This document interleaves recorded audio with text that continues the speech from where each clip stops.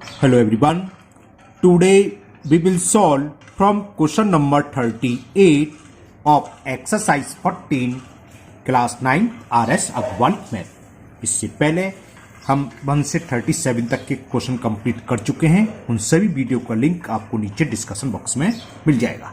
Now question 13 is 38. The shape of the cross section of a canal is a trapezium. जो canal है उसके cross section की shape क्या है? Trapezium shape है.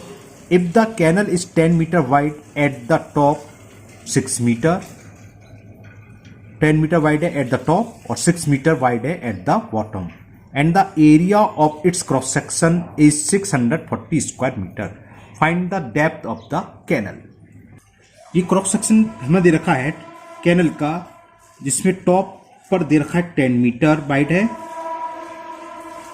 और बॉटम पर 6 मीटर वाइड.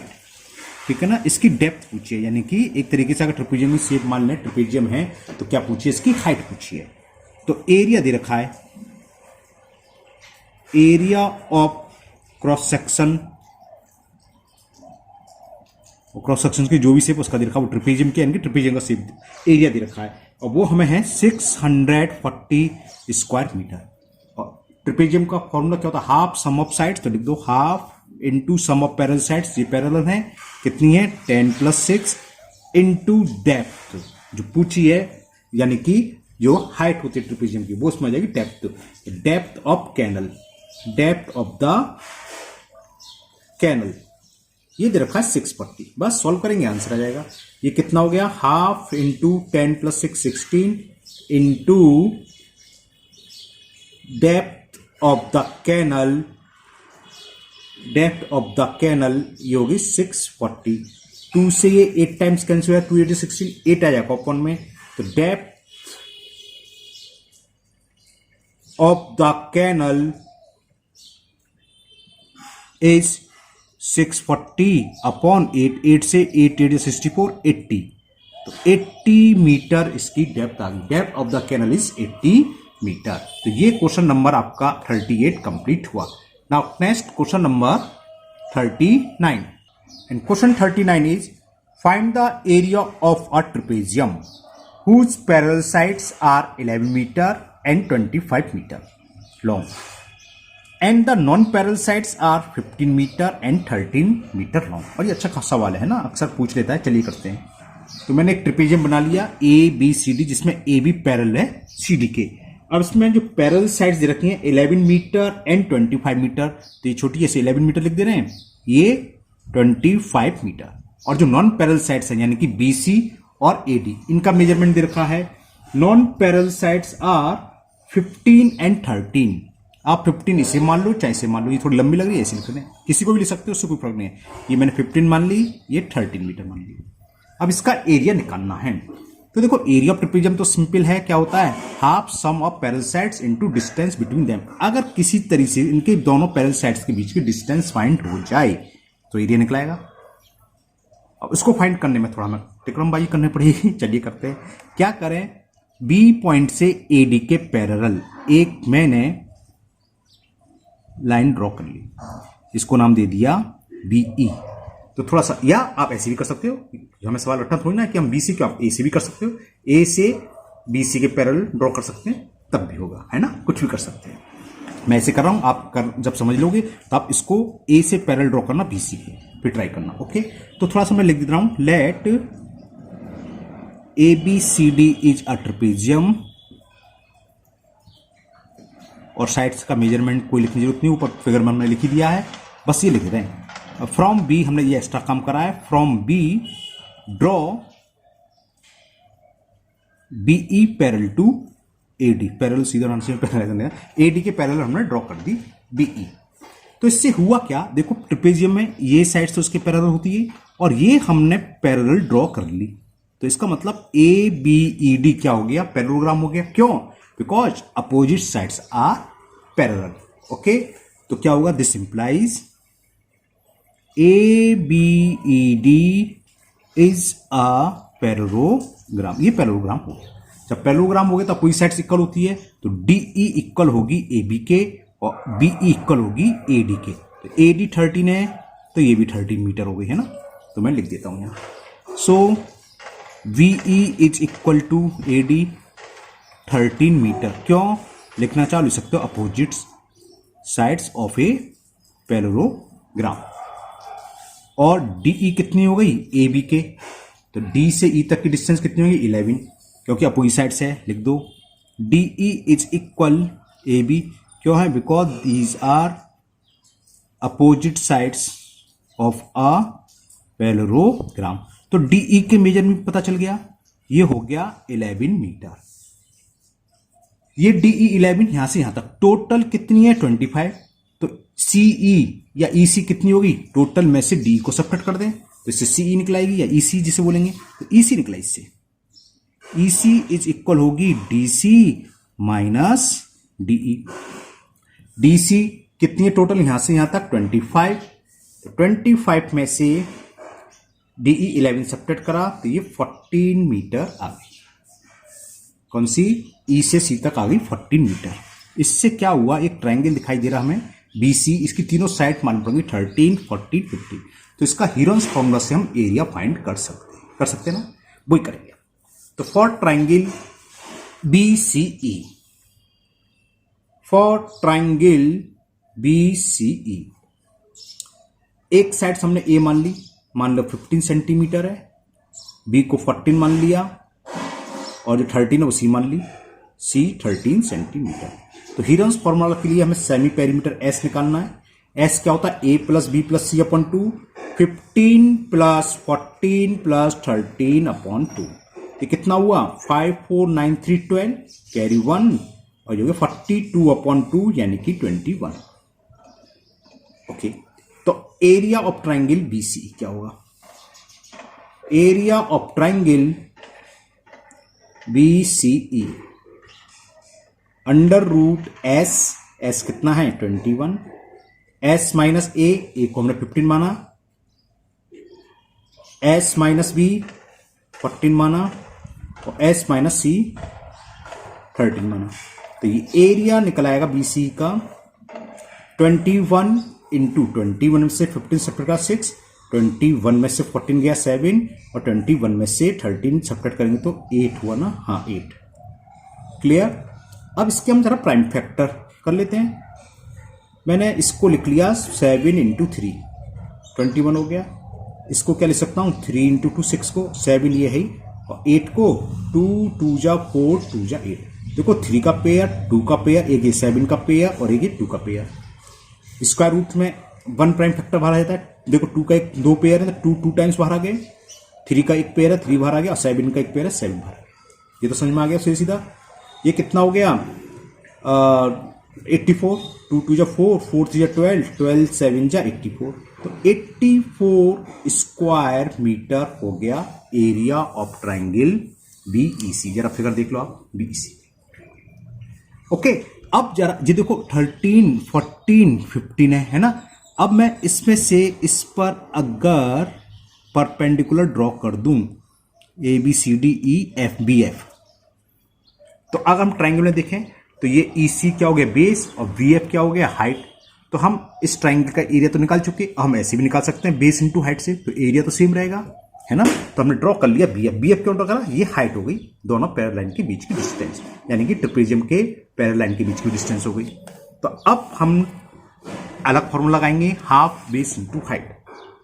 और एरिया किसके को लेगा, एरिया ऑफ ट्रायंगल BC तो 84 है, तो 84 ही रहेगा। तो now half into base EC into जो हमने डिस्टेंस ड्रॉ करी है BF, ये किसके इक्वल होगा, एरिया ऑफ ट्रायंगल BEC, और वो 84 है।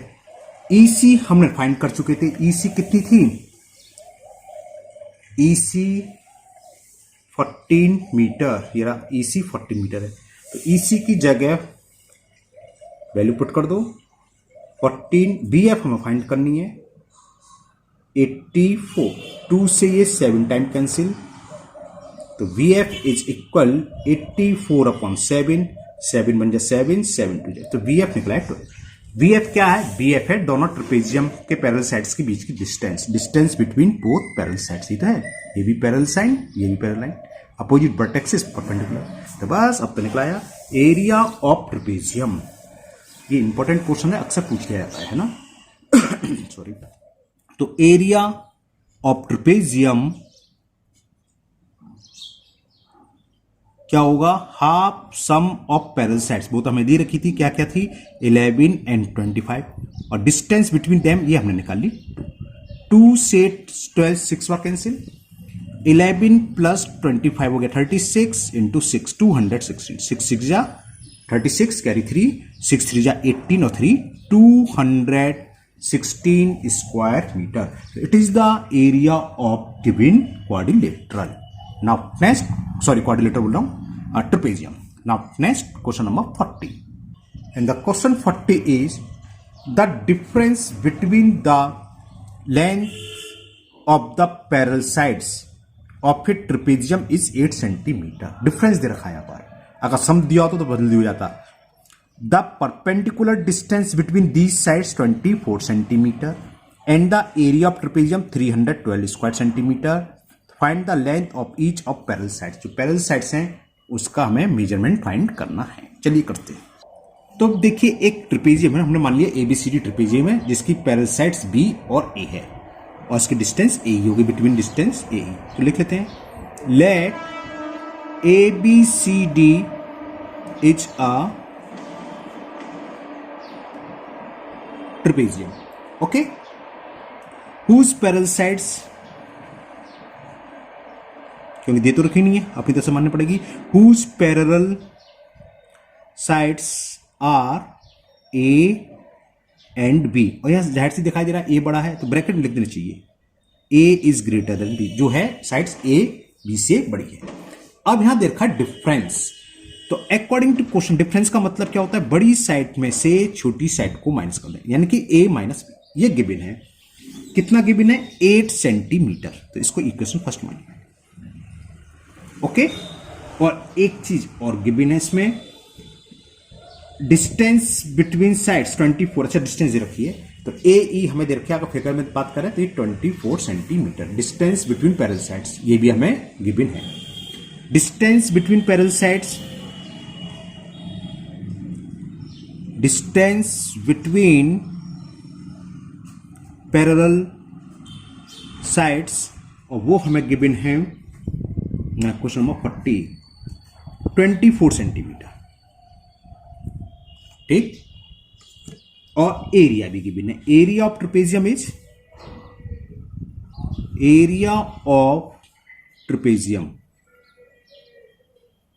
और ये हमें गिवन है 312 स्क्वायर सेंटीमीटर। तो एरिया ऑफ ट्रेपेजियम क्या होता है, half sum of parallel sides. Sum of parallel sides कौन सी, A और B, A प्लस B,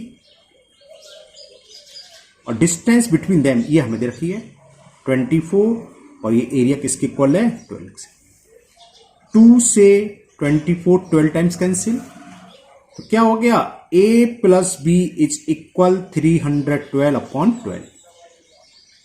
ये 12 से डायरेक्ट कैंसिल करता है, 12 बन जाए 12, 12 2 जा 24, 24 का मतलब 7 बचा, 7 2 72, 12 6 जा 72, 16 आ गया। तो A प्लस B की वैल्यू किसके इक्वल आ गई, 26, ओके। इसको सेकंड इक्वेशन डाल दी मैंने। अब देखो हमें डिफरेंस दे रखा था दोनों का, ये रहा A माइनस बी, जो हमने फर्स्ट इक्वेशन रखी। क्या करें, दोनों को ऐड कर दो, फर्स्ट और सेकंड को, तो माइनस बी और प्लस बी कैंसिल हो जाएंगे, और A और A 2A, और 8 प्लस 26 34 हो गए, तो A की वैल्यू 17 आ गई। तो क्या करेंगे, adding equation first and second, adding equation first and second, we get, देखो फिर देख लो, माइनस बी और ये प्लस बी कैंसिल हो जाएंगे, A प्लस A 2A लिख दूं, 2A, तो लिख दिया 2A इज इक्वल 8 प्लस 26 क्या हो गया, 34, तो 2 से डिवाइड करेंगे 34 में, तो A की वैल्यू आ गई 17। A की वैल्यू को सेकंड में पुट कर दो, B निकलेगा। Put this value of A,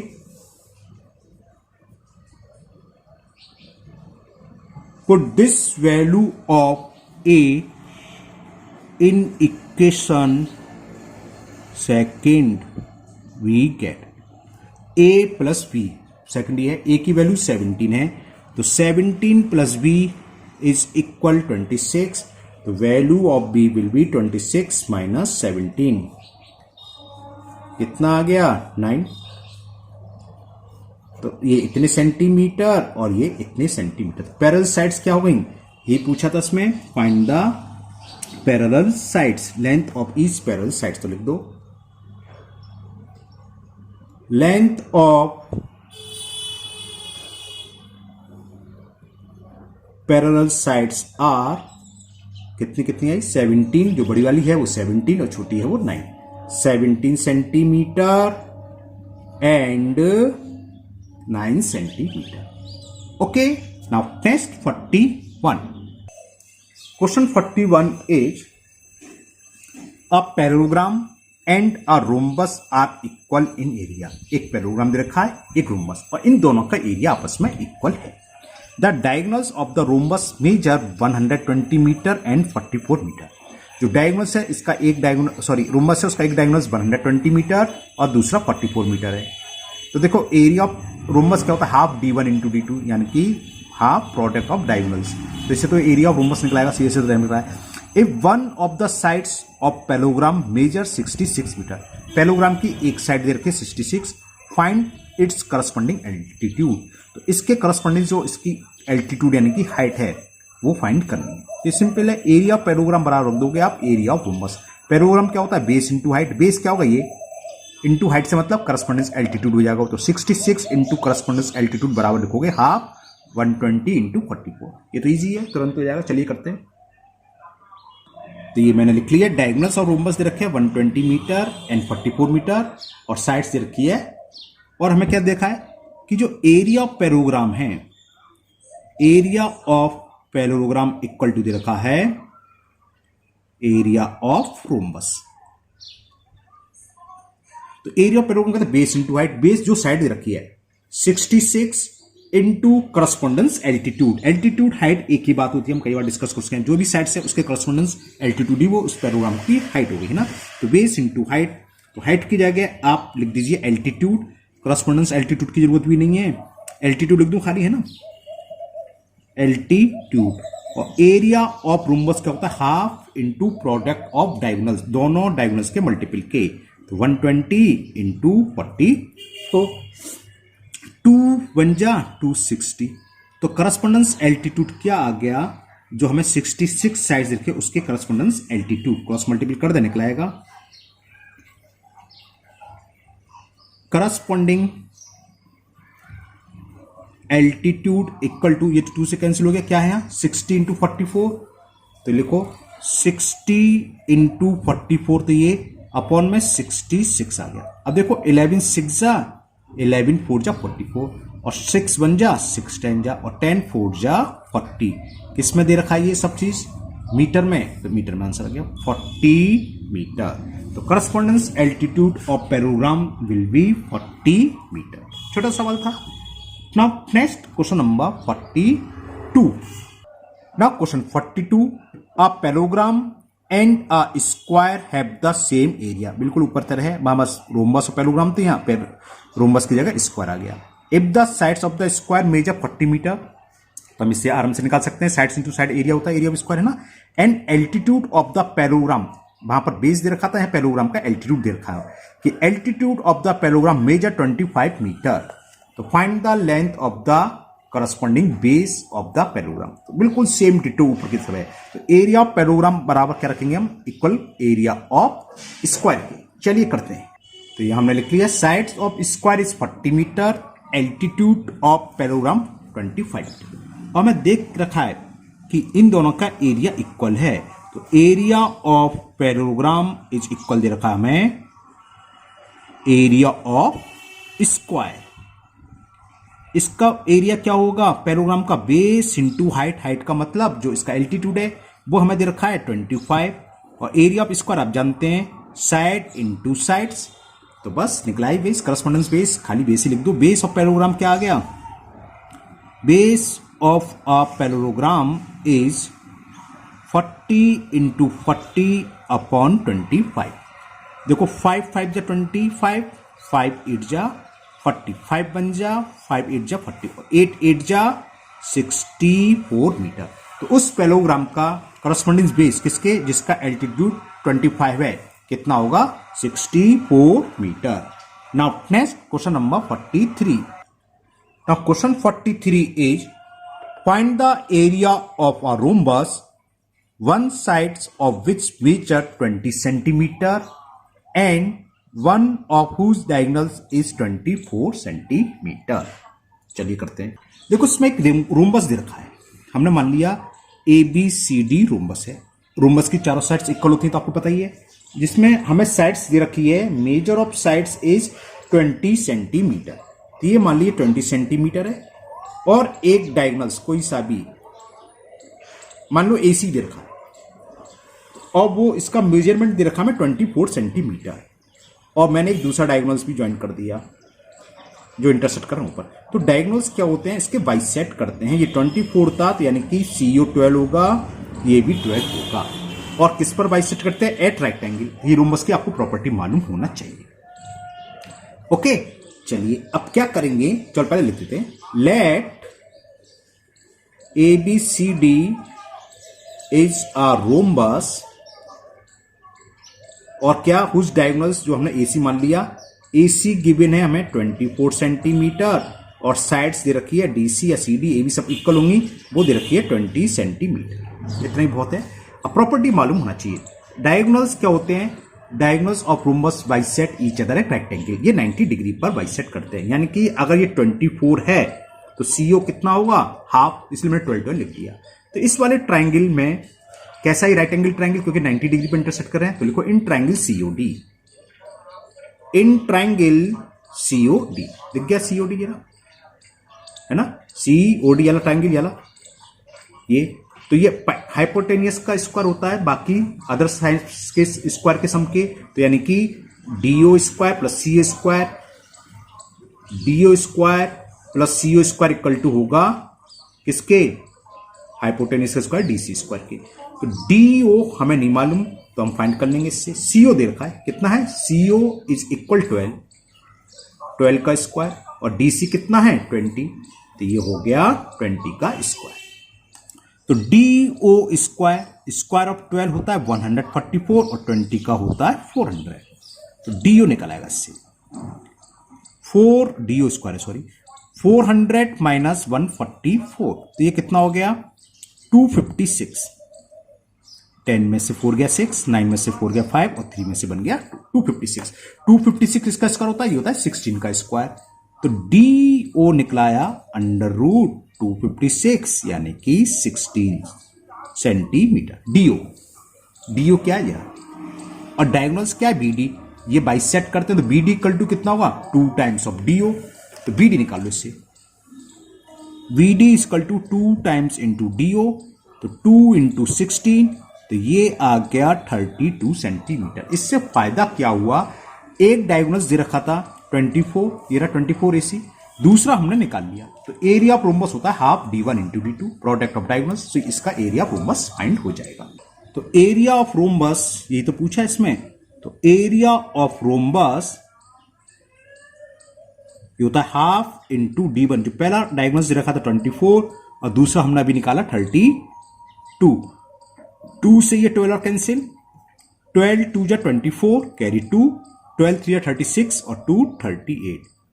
तो 384 square centimetre is the area of rhombus. Now last question of this exercise, question number 44, and question 44 is the area of a rhombus is 480 square centimetre. Rhombus है उसका area दे रखा है and one of its diagonals measure is 48 centimetre. अभी तक तो same ऊपर की तरह है, एक डायगोनल्स भी दे रखा है। फिर पूछा find the length of the other diagonals. Okay, फिर the length of each its sides, फिर पेरीमीटर। ओके चलिए करते, सिंपल है। तो यहां एरिया ऑफ रोम्बस हमें गिवन है तो लिख लेते हैं, एरिया ऑफ रोम्बस इज कितना था 480।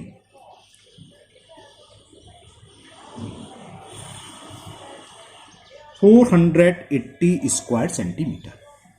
ओके, वन डायगोनल्स रखा है, वन डायगोनल्स इसको मैंने D1 मान लिया। ये हमें गिवन है 48 सेंटीमीटर, ये तो ठीक है ना।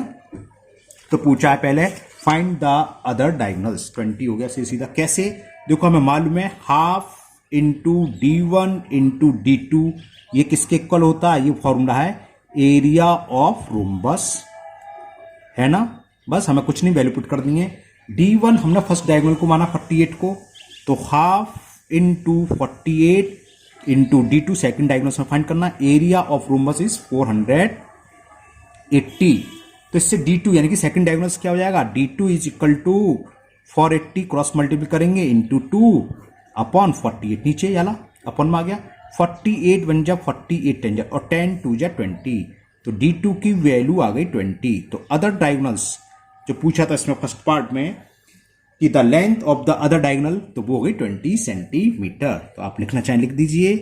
फर्स्ट पार्ट ये हो गया length of other diagonals is 20 centimetre. Okay, अब सेकंड पार्ट में पूछा है length of each of its sides. Rhombus की सभी साइड्स बतानी, तो एक निकला कि चारों इक्वल होती है ना। तो अब देखो रोम्बस की प्रॉपर्टी लगाते हैं। अभी जो हमारी थी, हमें मालूम है कि रोम्बस के जो डायगोनल्स होते हैं बाइसेक्ट करते हैं राइट एंगल पर। The diagonals of a rhombus bisect each other at right angle. तो ये एक डायगोनल्स जिसकी लेंथ कोई सही मान लो 20 है, और पहला जो हमें गिवन था ये दूसरा डायगोनल्स, ये ABCD रोम्बस हो गया, ये बाइसेक्ट कर रहे हैं। एक 20 है तो ये 10 10, और एक हमें रखा था 48, तो क्या हुआ 24 24। तो इसमें हम क्या लगाते हैं, पाइथागोरस थ्योरम लगाते हैं। ये O मान लो, O पर इंटरसेक्ट कर रहे हैं, तो DC फाइंड करनी है। तो सीधा हो जाएगा कि CD स्क्वायर इज इक्वल होगा CO square plus DO square. अभी करा हमने पाइथागोरस थ्योरम से। तो CO कितना है 24, 24 का स्क्वायर प्लस 10 का स्क्वायर। ओके, CO ये होता है 24 576, 10 का स्क्वायर 100 676, और ये शायद 26 का होता है। तो CD आ गया 26 सेंटीमीटर। CD क्या थी फिगर के हिसाब से, क्या है ये साइड्स ऑफ रोम्बस। तो सेकंड का आंसर आ गया 26। तो आप लिख दोगे measure of sides, measure of each sides of rhombus is 26 centimetre. और थर्ड पार्ट तो बहुत इजी है, पेरीमीटर पूछा है। रोम्बस का पेरीमीटर क्या होता है 4 इंटू साइड्स। तो पेरीमीटर ऑफ रोम्बस क्या होता है 4 इंटू साइड, 4 इंटू 26। तो ये 4 6 जा 24, कैरी 2, 4 2 जा 8 और 2 104 सेंटीमीटर। तो ये हो गया पेरीमीटर, 26 निकलाई इसकी साइड्स। और सबसे पहले अदर्स डायगोनल्स पूछा था, लेंथ ऑफ अदर डायगोनल्स वो आ गई थी 20 सेंटीमीटर। तो आज आपका चैप्टर 14 कंप्लीट हुआ, और मुझे उम्मीद है आपको बहुत अच्छे से समझ में आ गया होगा। फिर भी अगर आपको किसी भी एक्सरसाइज किसी भी क्वेश्चन में कोई प्रॉब्लम है, तो आप हमेशा की तरह कमेंट बॉक्स में कमेंट करें, मैं इसको दूर करने की पूरी कोशिश करूंगा। अगर पहली बार चैनल पर आए हैं तो चैनल को सब्सक्राइब करना ना भूलें, साथ ही साथ बेल आइकन जरूर प्रेस करें, जिससे आगे जो भी वीडियो अपलोड होगी उसका नोटिफिकेशन आपको मिल जाएगा और वो वीडियो आपकी मिस नहीं होगी। इस वीडियो को अपने दोस्तों को भी शेयर करें, जिससे कि वो भी इसका फायदा उठा सकें। फिर मिलते हैं नेक्स्ट वीडियो में। Thank you, have a nice day.